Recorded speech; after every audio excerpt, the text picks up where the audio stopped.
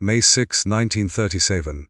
Lakehurst Naval Air Station, New Jersey. A crowd had gathered on the field to watch the largest aircraft ever flown come in to moor. The German zeppelin LZ-129 Hindenburg, 803 feet long, almost the length of the Titanic. She was the flagship of Nazi Germany's airship program, and the swastika painted on her tail fins was visible from the ground. She had crossed the Atlantic from Frankfurt in just under 3 days, carrying 97 souls, 36 passengers, 61 crew, champagne service in the dining room, a grand piano in the lounge. She was held aloft by 7 million cubic feet of hydrogen, the most flammable gas in common industrial use. The Americans, who controlled the world's helium supply, had refused to sell it to Germany. A late afternoon thunderstorm had delayed her landing by hours.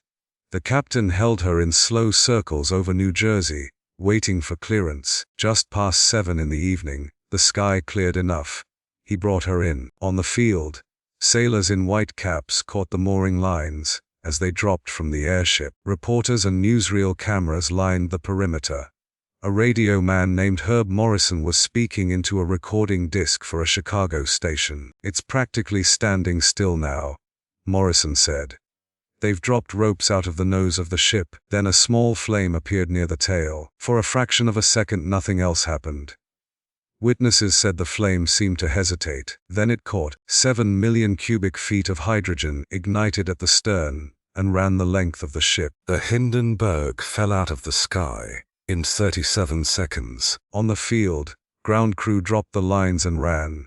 Some did not run far enough. Morrison's voice broke into the words that survived the century. "Oh, the humanity!" Of the 97 aboard, 35 were killed.